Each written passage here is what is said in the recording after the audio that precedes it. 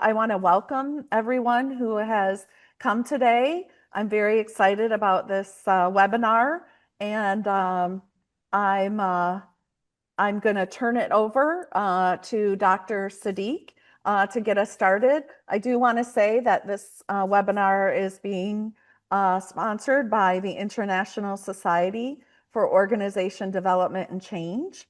You can check them out at isodc.org, and it's really a great, I would say, a great bunch of people that want to have a positive impact on the world Mm, using organization development and change. So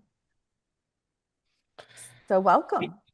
Thank you, Dr. Barker, and totally agreed on that. I'm attending conferences for last 5 years with IOCDC, and it's the family vibe that I really enjoy when I'm at the conferences. For some time during COVID, I couldn't be there in person. We all kind of went virtual. I missed the personal touch of it, but definitely looking forward to enjoy the next conference.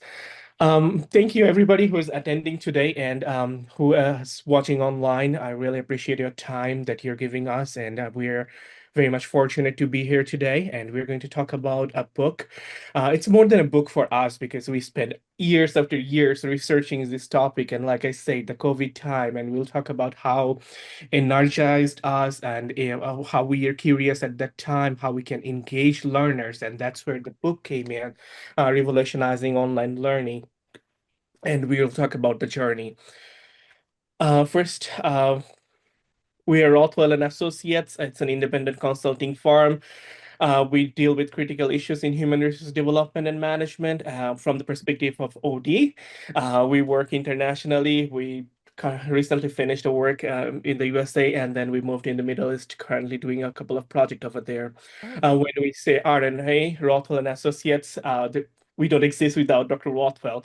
I'd love to welcome Dr. Rothwell to introduce himself. Yes, well, obviously, I'm the president and founding owner of Rothwell and Associates, and I'm joined by two of my former students who got their degrees and are now out on their own. Also, cooperate with me and with some others in RNA. Thank you, Dr. Rothwell. Dr. Allen? Thank you so much. So I'm Eileen Zaballero. I am an adjunct over at Penn State. I took my doctoral program under Dr. Rothwell. He was actually the reason why I went to Penn State. So I've been really fortunate to continue to do the work with him.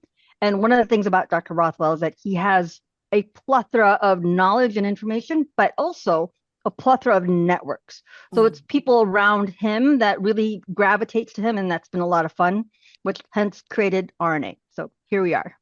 Awesome. Thank you, Dr. Alin. And I'm Farhan Sadiq. I completed my PhD last year, and now I'm working for Kansas State University as an assistant professor.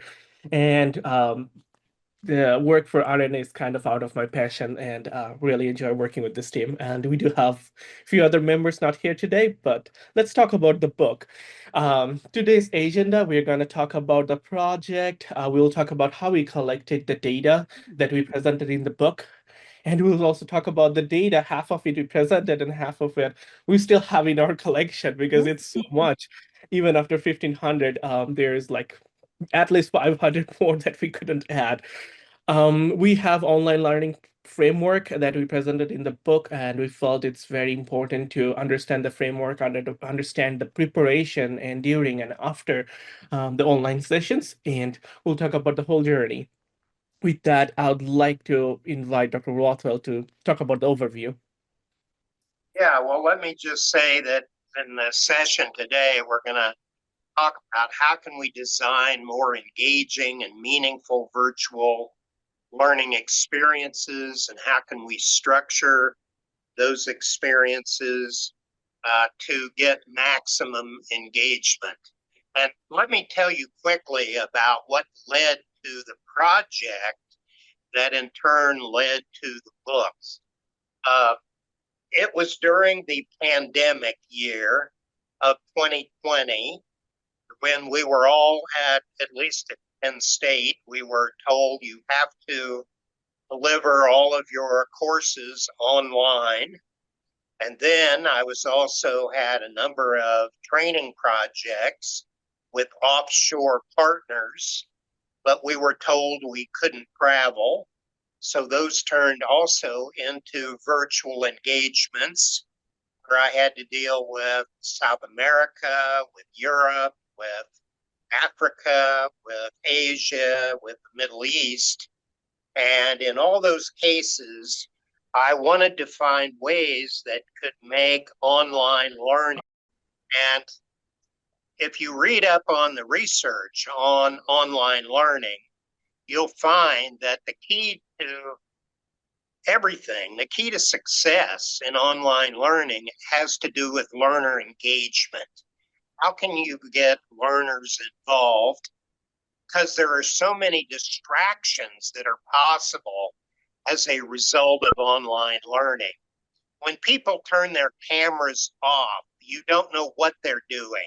Yeah. They could be in their kitchen making a sandwich rather than watching you. Yeah. They could be playing with the cat on their keyboard. Mhm. They could be sleeping on their keyboard. They could be logged in and they leave the room and they're in the restroom. You have no idea what people are doing. And so the key is to make people engaged and want to participate in an online learning experience. So that was the original drive. And so I put out a call to other faculty at first, and I said, how are you engaging your students now that we're all trapped into doing online learning? Right. And they gave me, some of them had lengthy lists that they'd already created. The idea was not to use everything with every experience, but instead to be selective, and depending on the course and the topic and the audience, pick approaches, techniques that would most appropriately engage learners in the experience. So I thought, hey, that's a neat concept. I like the idea of, I love buffet dining. I don't know about you, I love smorgasbords. And going to a smorgasbord, you don't expect to eat everything on the smorgasbord. You assume you're going to be selective, and But you're I going to usually pick, do. Sorry. but you generally assume that you're going to try to be selective and picking what is most appealing to you. For example, my wife, when she goes to a smorgasbord, her first thought is, I'm not going to eat the cheap food like salads and bread and filling things. I'm going to eat the most expensive things. So she goes right to the crab or the prime rib or whatever their main entrees happen to be, and she picks those first. And only when she's full of the expensive entrees does she go back for cheaper food. So same logic applied to this endeavor. So first I approached 100 faculty. Along the way, I certainly asked Farhan and Lean if they had interest in this project. They eagerly agreed to help with this effort. And so the first step was other faculty at Penn State. Then we put out calls on LinkedIn and other online sources asking for people to offer other ideas. And we held focus groups.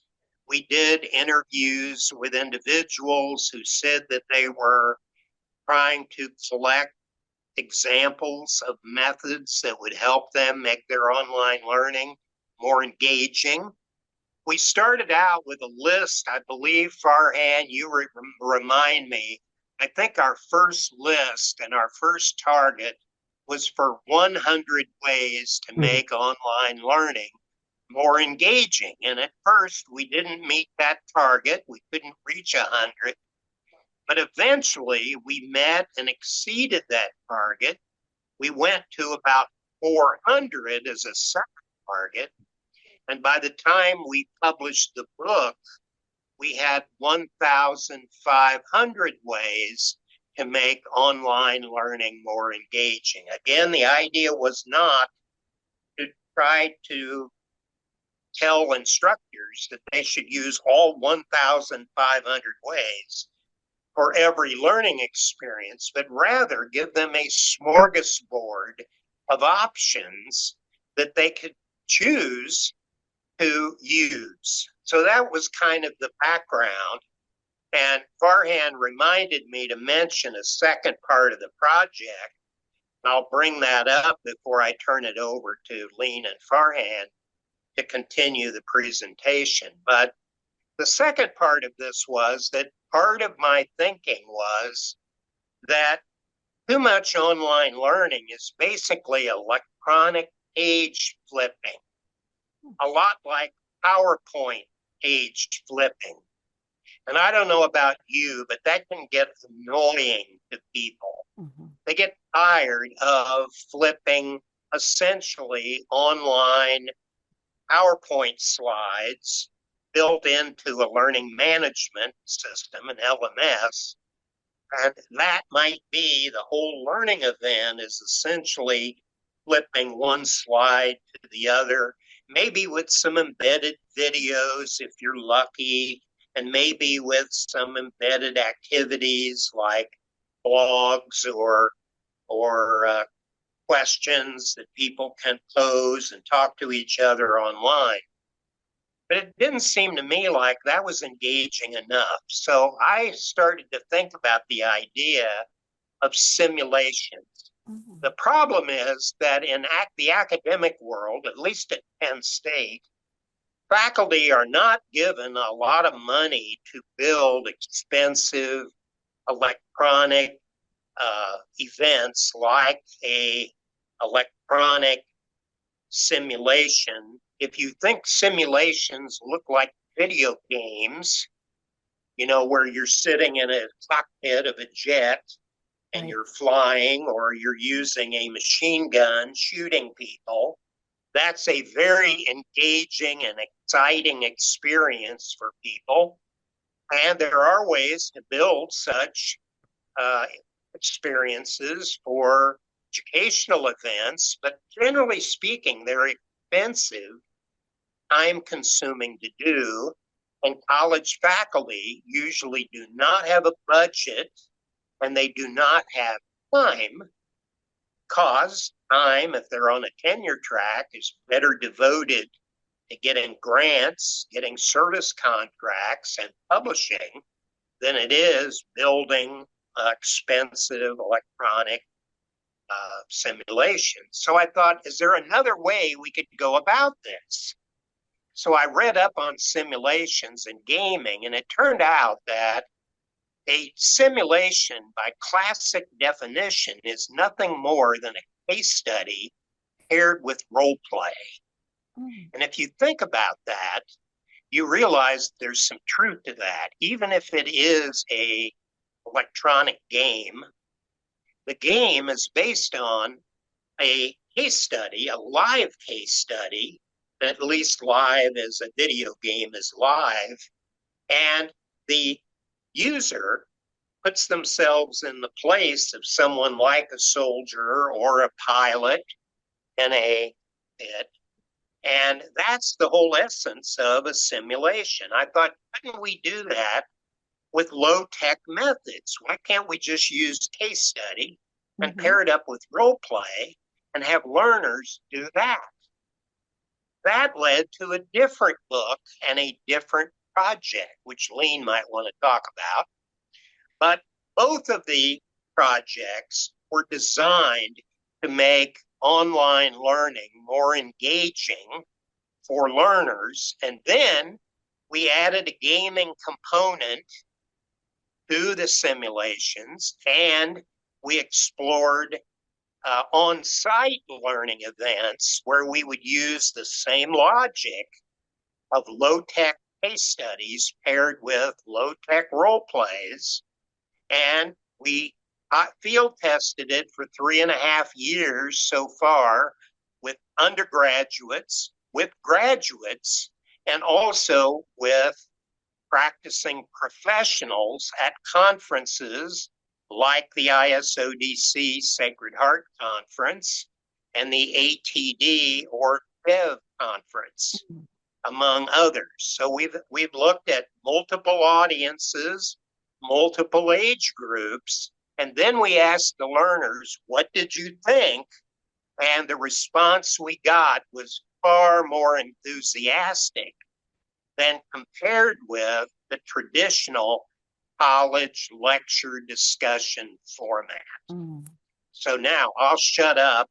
I've kind of set the tone, and I'll let Farhan and Lean chime in with what they would like to say. Well, I'll add a little bit more to that, the simulation. The one that we just did this past ISODC conference in Sacred Heart, and we also did this online with ISODC 2 years ago virtually. And one of the main drivers for us is that we have consistently received the same feedback. I understand the content much more on an experiential level. And for me, that's one of the best ways I also learn. I am an experiential learner. Before coming to Penn State, I was doing a lot of team building, and that was one of my passions, is really learning something through getting yourself in the sandbox, right? The idea of the sandbox is you get to play, and that play is one of the best ways to learn anything. And so that's one of the things that we've been really trying to drive and push what learning could look like. And so going back to this book, what's amazing is that when Dr. Rothwell and Fran were collecting all that data, as he stated, they were the first challenge getting 100, but then it was almost like that waterfall, because then 100 became 200, 200 became 600, 600 became 800, and then we're at 1,500, and we even still did not include all of them. And so when we were trying to structure this all together, Farhan, if you go to the next slide, the question that we had was, how do we organize all of this content? Because there's so many things about it. You could take one tool and use it at different moments of the learning event. And how do you manage that? And I think the biggest thing too is because there are so many tools, there's so many strategies, there's so many different ways. We didn't want to just give you that buffet, but we also wanted to give you a technique and a framework on how you could determine, when do you eat the appetizer, when do you have the entree, and then when do you have the dessert? And we actually used the whole idea of a learning journey as if you're going to go on a road trip. And so this structure that we have is before, during, and after. Very simply, I mean, we all know as educators, preparation is almost 90% the most important piece of any of the learning that you do. So the prep work is really key, right? And then, of course, the delivery part of it, and then the, of course, after. And as you can see, the way it's framed, it goes right back because it's the continuous improvement and development. So as you are moving, at the end of it, and you're redoing the session or whatever learning event it is, you are actually looking to see improvements in what you can do in itself. Farhan, if you can go back on that one. But one of the things also embedded in each one of those phases, in the before, during, and after, is really making sure that you have structure. Your preparation requires structure. Your delivery requires structure. And also how you actually evaluate and assess and determine what to improve requires structure. And so we included these things in each one of the phases. So you have structure, you have logistics, and then how it's communicated. A lot of times, I think one of the things that Dr. Rothwell would always say, if you wait till during the training to communicate and start your communication online, it's already too late. You should be doing that from the very, very start as you start getting your students in and getting them involved. And Dr. that's, Eileen, yes? can I ask you a question when you're done? Sure. Yes, no, absolutely. Go ahead. Because I know we want to have a little bit more conversation. So please ask the question. So I just wanted to know, what was the biggest challenge you faced in writing this book, and how did you overcome it? So the biggest challenge was trying to figure out, how do we manage this 1,500 numbers? Yeah.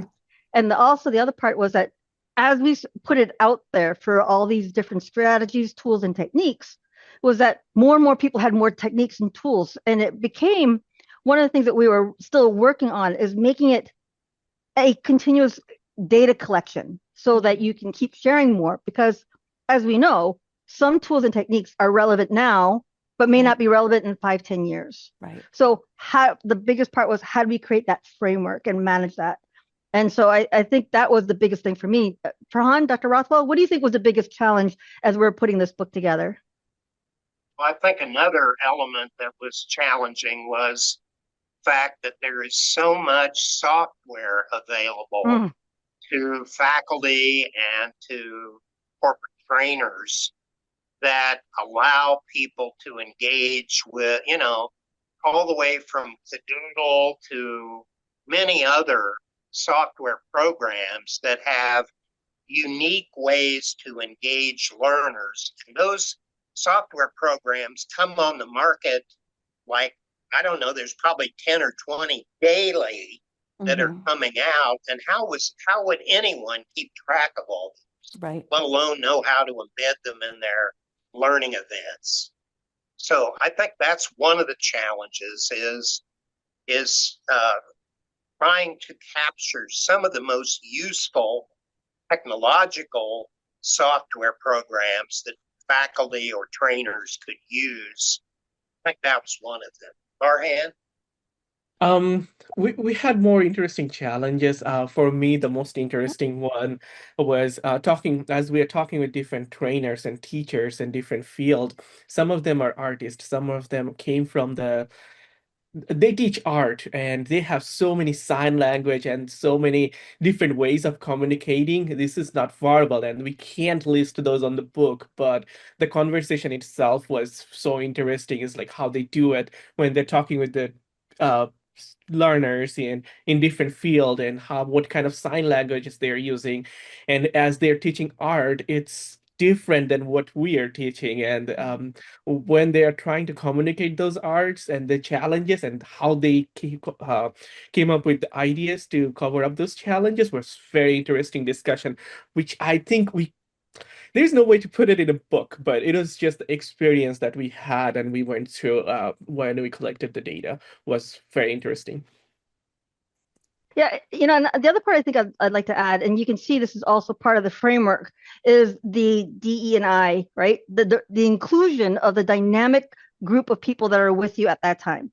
Right. Because, just like in any learning, you're always going to have different groups of people, but when you're face to face, you can actually kind of identify, connect with those people and find out what works, what doesn't work. Online, it's a little bit more challenging. So the question is, how do we engage every single person so they feel like this is really a content, a learning that connects with me and that I want to move forward? Because if you're not engaged online, as Dr. Rothwell was saying, if you're not engaged online, you're probably having lunch somewhere while camera's playing on, and who knows whether or not you're receiving the content. Right. But let me ask all of you. I mean, many of you are probably delivering online learnings. What are some of the biggest challenges that you all have?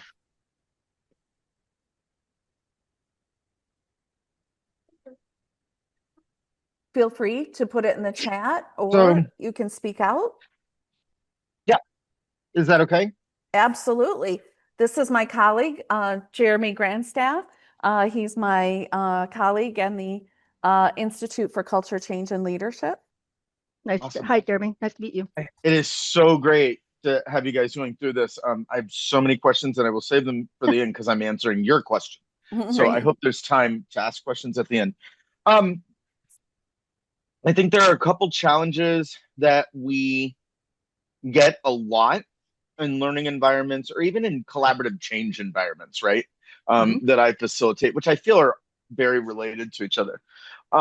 One is, how do we engage people with different learning styles, right?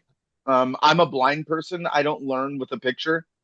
But I do learn when I can viscerally understand what's happening in that picture, right? We also get a lot of, how do we create engagement in a way that people actually engage? So not that typical, put it in the chat, let's put it in the chat, and then ignore that it's even there, right? Which we see a lot of, right? Post your stuff in the chat. Well, I just keep moving on. Right. So, but I think that engagement piece that you're talking about is really critical. And then I'll save my other thoughts and questions for the end. Thank you so much. I mean, that's a really important piece. And I'll tell you one of the things in regards to engagement that I'm learning more and more, and I think I've really learned from Dr. Rothwell just because of the way we are able to connect with him, is as the instructor, you have to model that engagement, right? So you have to model if you're actually asking them to put something in the chat and you don't respond to that chat, you're not going to promote the engagement. So if you're not engaged as the instructor, then most likely they will not either. Yeah. And I firsthand actually learned this really hard lesson the hard way. And so if anytime you even miss a question, that person who is asking the question may not be prompted to ask again because they didn't get the response or a timely response from you. Dr. Rothwell, So Dr. Sadiq? I just wanted, if it's okay, I just wanted to piggyback off that and say it's kind of like when we'll break people into small groups and we'll have them talk. And I've seen facilitators like bring them back and just move right along. Yes. Right. And there's no debrief of like, even if it's just 5 people, what did you talk about in your group? Right. Right. So yes. Yeah, important point. Sorry, go ahead. Dr. Rothwell, Dr. Sadiq, did you want to add anything to that piece? I mean, we'll keep going.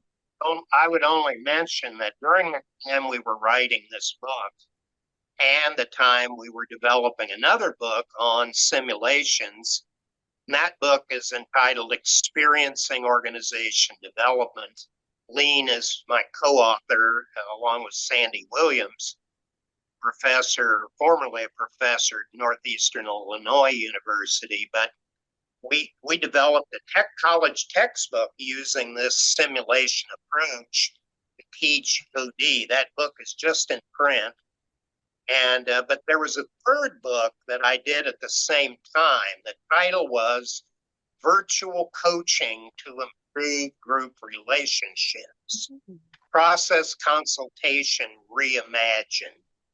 And that book was about Edgar Schein's idea of process consultation, how we work with groups of people. And when he invented process consultation, it was all about face-to-face meetings. And my book was about how we have to reinvent process consultation in virtual settings because we lose so much of body language and facial expressions and tone of voice and a lot of virtual communications. Remember, that includes more than Zoom. That could include email. That could include audio communication, like conference calls. So there are a lot of ways we can communicate virtually, but we lose high percentage of the communication content when we communicate virtually. And it goes back to Marshall McLuhan's famous comment, the media is the message. And his point was that the method we use to communicate shapes the nature of our communication. And you can see how that is if we lose body language, tone of voice, facial expressions, and other methods of communicating, as we do in most virtual communication, then we have to, it's a game changer. We have to rethink how we go through the educational process of building engagement. So that's what I would add. That's another component of this. So can I add to that part about the whole idea of the communication in terms back to the book? As I said, we had all this information, all this data, all this content. We were trying to organize it. So now we have this framework. So the framework before, during, after, pretty logical. But the question is, and again, Dr. Rothwell was saying, how do you communicate that? So how do we communicate with the reader? So the reader's also engaged with it because we didn't want it to be a dry. So textbooks can be very dry. Books can be very, very dry. And so one of the ways that we did that was we created a story around it. And now that I'm thinking about the buffet, appetizer, dessert may have worked too, but we used a journey, right? So Farhan, if you can go to that one slide, we had set it up in kind of 4 phases. And the first one was, it's the foundation. What is a journey? What is a ride? what is a learning, what are some fundamental learning theories, what are learning styles. So we set the foundation so that we're kind of on the same page. Mm. And then the next part was, this is the before, is the prep work. How do you prepare? So imagine that you're going to go on a trip to Paris. You have to know where you're going to go, right? If I just say I'm going to go fly out there, you don't know where there is until you set that destination. Those are your learning objectives. And then you set that pathway. And so we kind of did it in a way that if you don't have necessarily a background in adult learning or instructional design, you can connect to what it's like to prepare for a road trip or a journey. Yeah. And then in the middle part, the next part was during it. And this is, how do you engage? How do you communicate? How do you involve? How do you change and modify and change the content as you're working? And how do you really assess what's working with the content as it's being delivered? What's the purpose? Does it all line up? Are you scaffolding? So this is where we talk a little bit more about some of the learning theories also, but we don't get heavy into that learning theory so that the reader doesn't have the same background checks out. So we're really trying to make it more engaging. And then the last part, of course, is the end of the trip. So how much gas did I use? Was I working in my budget? Did I even enjoy my trip? Did the people around me enjoy the trip? And so that's the same thing. We do that both summative and the formative to go ahead and create that continuous learning journey so that when you start the trip all over again and you decide you don't want to go to Paris, but you might want to go to Barcelona, you have the evaluation tools to be able to do that. And so we really did this journey idea of taking this trip on learning, and that you as the educator are also on this trip with the people that you're working with. And so I know that Jeremy said that he wanted to make sure that we had enough time for questions, and we do prefer more conversational kind of questions. So we'll just give you a quick overview of some of these segments in there. So Farhan, if you can go to before the learning journey, right? Perfect. So, before the learning journey, the whole idea is where you're kind of setting up the roadmap, getting the preparation. This includes establishing clear learning objectives, right? Defining what kind of learning will be achieved, designing the effective teaching materials that you're going to use. I think this is part where, there's so much different kinds of software, tools, and techniques. And the question is, does that work for everyone? And Jeremy was talking about how he is blind. Does the delivery of what I'm preparing going to work for that population? And if it doesn't, how can you adjust and adapt? Right. So those adaptability pieces that should be included in that. And then the preparation, of course, and we know as educators, is that is the most important part. Without clear preparation, knowing where you're going to go, how are you going to get there, how are you going to manage risk, you're bound to not be very successful if you don't prepare very well. Yeah. And so I think one of the main things that we're also looking is that we're also figuring out how to, one of the big discussions now is about all these personalized learning, right?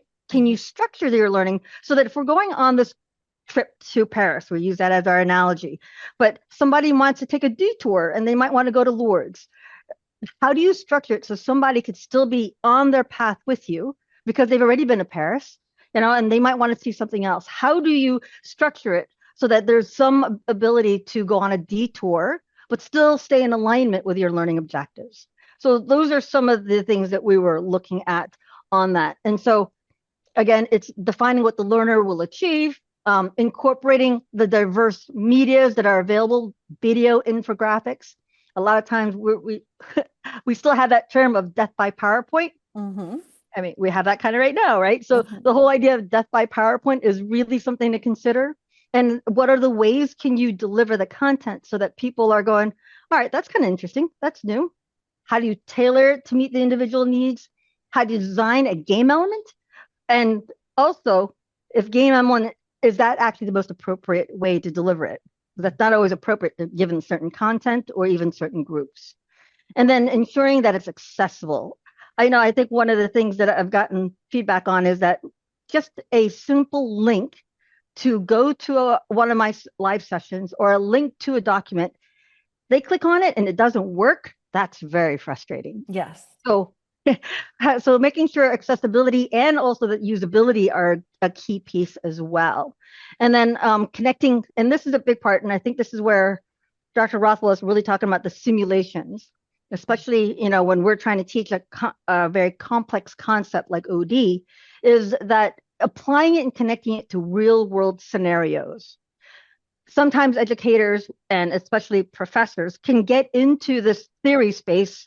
And if you can't connect it to the real world, that bridge is missing and it only stays in theory. And we really was really focusing on how do we connect it back to the real world scenarios.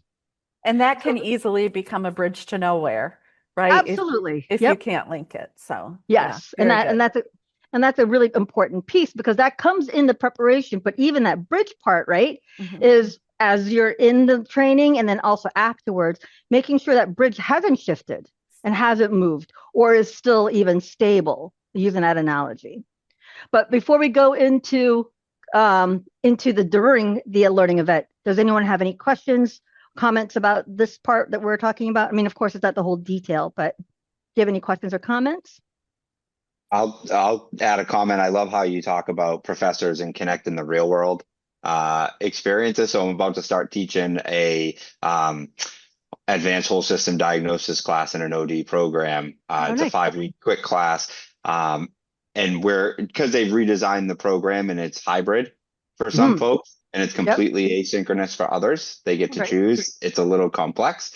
We talk about appreciative inquiry, so it was awesome hearing David Cooper Ryder at that event. But one thing me and my co-teacher are doing is kind of what you talked about, like the lectures are so content heavy and so theoretical almost, right? Like us as practitioners, we're like, that's great in theory, but you're never going to get 100% of the organization in the same room and agree and meet the assumptions.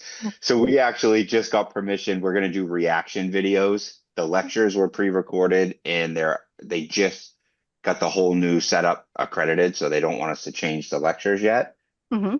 So we're going to do reaction videos and use those as discussion board replies that they can listen to, but we're going to integrate our experiences with it. Yeah, so it's really cool to hear someone else kind of affirm what our thoughts were. And one thing we're struggling with, and I wonder, because I know I attended both of I think you and William taught the class when I was at the conference, but for the online only students, we're doing a online, like a virtual AI summit where the hybrid students, we kind of do one around graduate studies in person, and it's so effective. But the online one, it's not as effective from the feedback we got last semester. And we're struggling like how you really make it more effective when you're not it's a discussion board based. So they post, they respond to 2 to 3 peers. We have them do visualizations. We're trying, but is there anything you can think of to make like a virtual AI summit that's completely asynchronous better? Well, that's what our book does. Experiencing OD. The book is set up in 2 parts. First part is based on the action research model of Lewin. Second part is based on the Cooper Ryder's appreciative inquiry model, the 5D model. So that you pair case study with role play, you put the students into the roles of either OD consultant or client and run them through specific each step of the model so that they have to actually get hands-on experience, although in a virtual setting, with that. It's doable and it works. So if I can add to that, one of the things we learned, because Dr. Rothwell designed this simulation to be the entire course. So you're literally engaged as if you're conducting a real true consultation with a company and organization. And as you go through it, you build a buy-in and a connection with the characters that we've developed. You become the characters in a lot of sense. So you have a vested emotional interest in it. One of the things that we learned, though, because we would do different parts of it, and when you're segmenting part of it, they can take it in. But the AI piece, because that's a really emotional driven piece, right? If you don't have an emotional connection to it, Right. it flops easily, right? You can't ask somebody to be passionate about something that they're not passionate about. Mhm. And so one of the things that we were doing is that we created a scenario. We're going to do an AI summit. You're playing these characters, and it was very flat. It was just really flat. And so we shifted it. And so we had them, when we're thinking about dreaming, we had them think about their own personal dreams. It has to be something that they can emotionally connect to it, then the passion won't come through. Right? Yeah. That's the big lesson I learned about the AI piece. Dr. Sadiq, did you want to add anything to before the learning event or the engagement part of it? Yes, I just want to talk about the new tools that we are creating at the same time for ATD, the thing we did, the functions and how you can play around those functions to learn about talent development. I felt those kind of tools and instrument can make learning much more fun and more experiential when you can I don't know if you guys had an experience to of the talent development functions and the way they presented it. It's a application where you can move all those functions and you can decide which function works best for you, and not all the function is going to work for you, but you can just pick and choose and design your own talent development functions. We don't have anything like that in OD, and I was just talking and I was thinking, why don't we have it like that? So those kind of tools will come forward, and those kind of tools will help us to engage more and have more instrument in our pocket so that we can train and teach people how to use those functions. At the same time, there are different AI functions that came up as Kevin was talking about the experience of asynchronous learners. I was thinking about the AI tools that we started creating where you don't have to be there. It'll be a video and the video will have its own questions, and you're not watching it, you're responding at the same time. And based on those responses, how those different answers and different movie comes forward. That's another kind of simulation where Dr. Rothwell said it's kind of expensive. We can do that manually, but still get the people engaged. So there are so many different possibilities, and this book is kind of continuously growing. The list is not solid, and we're not gonna say this 1,500, that's all you need, but that's a great starting point. And that's kind Wow. of what we kept thinking about. The people who are just starting taking courses, just started training, they will be benefited the most, but at the same time, it will be a reminder for us, like what are the tools and applications out there that we can still use. That's something I really struggle with is, a lot of students want to take the asynchronous class. Yeah. It's easier with their schedule, they can do it on their own, but, how do I engage them, as a group? So what I do is I've developed optional class meetings that the Yep. students can attend, and they Mhm. get extra credit if they attend. Yeah. It's That's exactly what we did at Penn State. We built our entire Masters of OD online on an asynchronous format so that okay. it could be marketed globally. But one of the downsides is you lose that synchronous engagement of Right. learners. And that became particularly a problem during the epidemic year. And so that's what prompted me. I did the same thing, Kimberly. I started to offer 4 or 5 Zoom Mhm. conferences on a semester basis and gave extra credit. And first, those were on OD related topics that were not covered in the course. Oh, So if the student attended, they were getting bonus material and they loved it. But then we started to make those 1 hour events into simulations, and they loved that even more. wow. Yeah. Yeah, I'll tell you what I thought was fascinating because I continued what Dr. Rothwell was doing. And I remember the first virtual synchronous session we had, one of the students said that this is their third or fourth year in the program, and it's the first time they've actually met their instructor. and how much he was wanting that. And it's amazing, even though you choose, a lot of them do choose the asynchronous because they want the flexibility, being able to do anything. But when the instructor makes themselves available to them, one, we create more connection with them, which goes to Farhan, the next slide about during the online learning. During the online learning is one of the things is really how do we continue that connection? Because engagement is about connection, and we, as the instructor, set the tone.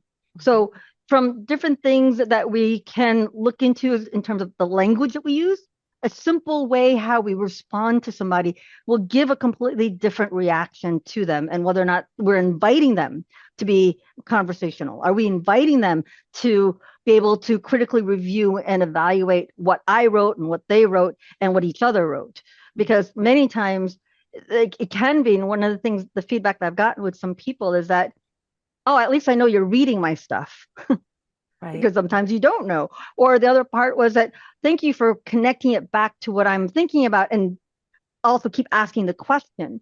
And, one of the things that we always talk about in our program, and Dr. Rothwell would lead into this, is the whole Socratic approach, right? Ask more question, giving them back the ball, always giving them back the ball. I mean, that's a fundamentally OD, right? If I hold the ball too long, we're no longer OD or shifting. So I think that's one of the things. So if we want to talk a little bit more in the conversation now and questions around during the event, and then of course after the event, personalizing the instruction as much as we can, creating a friendly atmosphere, hosting live sessions, as Dr. Kimberley was saying, that's a big piece. Sending regular updates. I think I email more the students than I do, like, almost every other day. I'm thinking this is going to be easy. I just create an email once in the beginning of the week, but they keep responding. So if they keep responding, then I have to respond. And it's that constant conversation that you get to create. So any questions about during the event? And of course, you have to balance this. That is always the faculty member's challenge, is to learn balance, because especially if you're on the tenure track, you've got to balance, and all the pressure is usually on teaching. Students are constantly wanting attention, other faculty, and particularly administrators want your attention. But if you're on the tenure track, you also have to pay attention to those longer term issues like publishing, getting grants, and so forth, if you want to get promoted and tenured.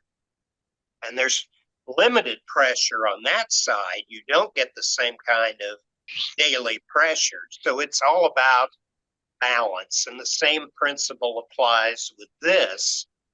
You've got to find a balance of hosting live sessions, doing virtual office hours, sending out daily or weekly emails to all the students, all kinds of different things to build attention and bring it back to their minds, what's going on.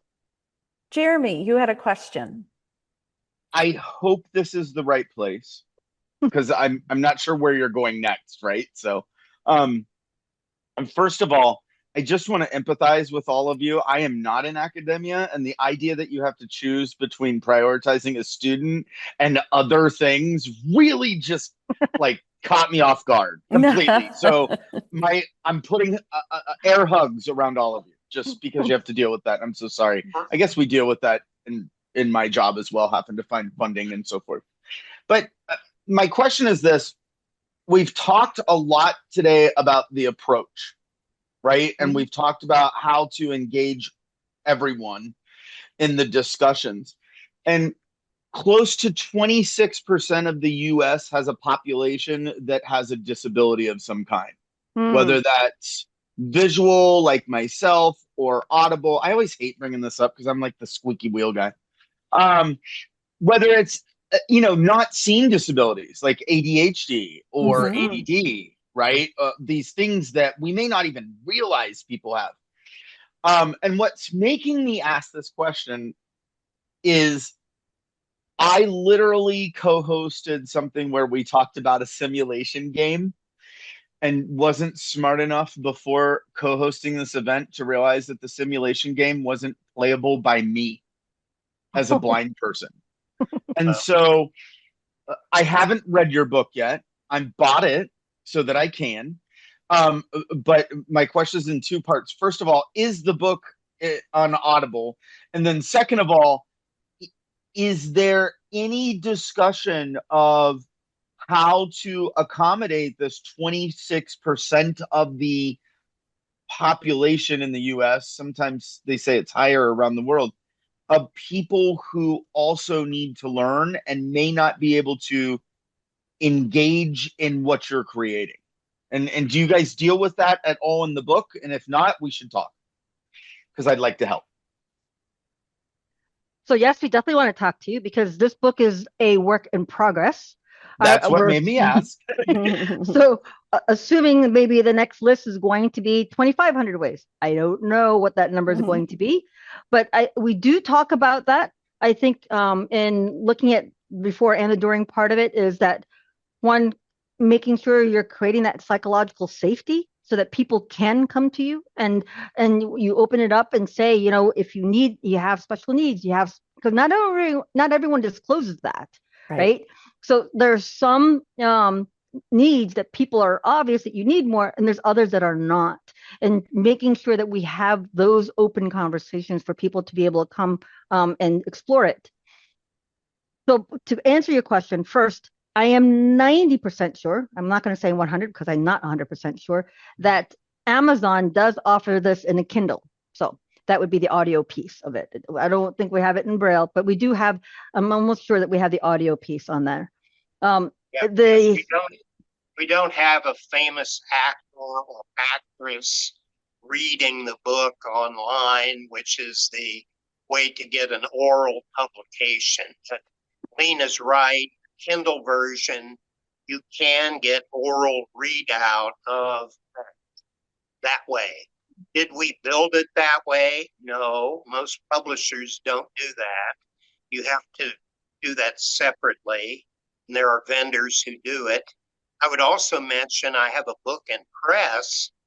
Title is Winning the Talent Wars Through Neurodivergence.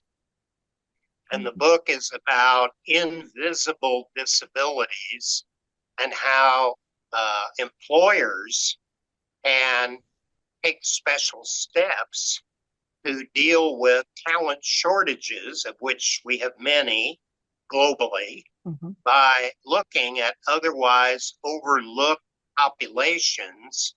One of the biggest is the neurodivergent population, which is tied to the highest unemployment rates.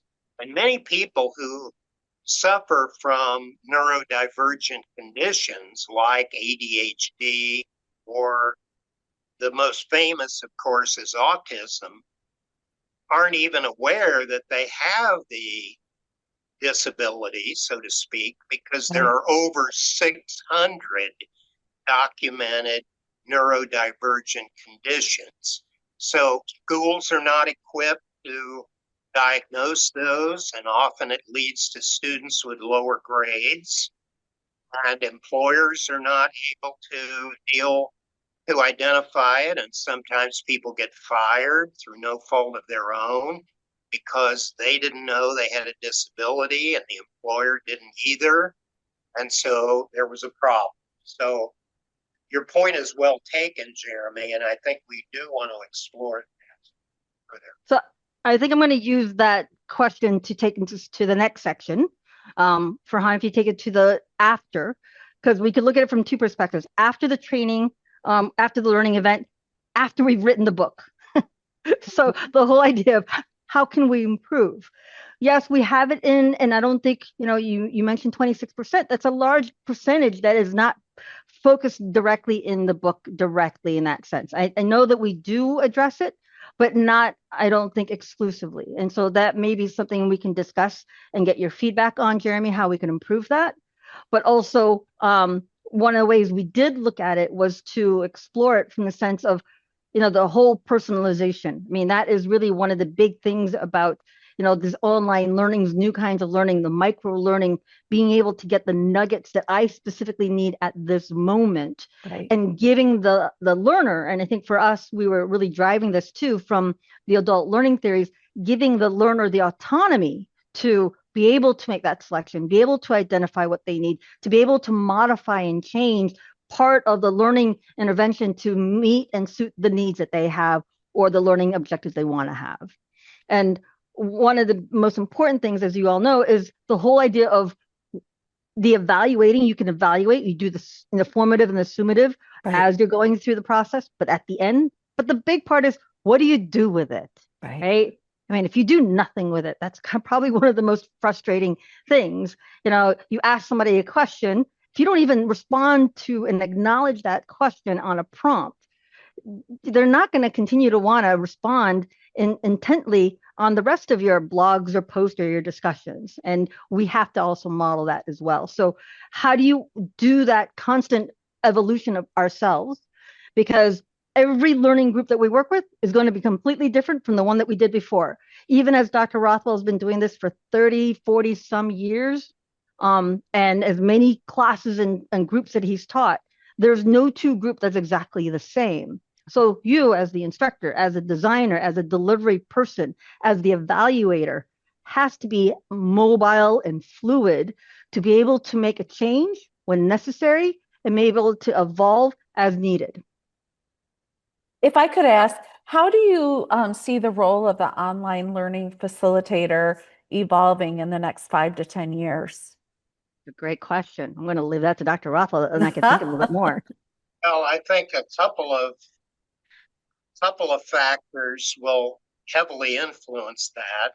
One of which is, of course, AI, artificial intelligence. Yep. Another is the emergence of virtual worlds and the increasing ability to create virtual worlds where we can give people opportunities to try out and try to gain experience in artificially created settings where, like, you can have a cartoonish avatar.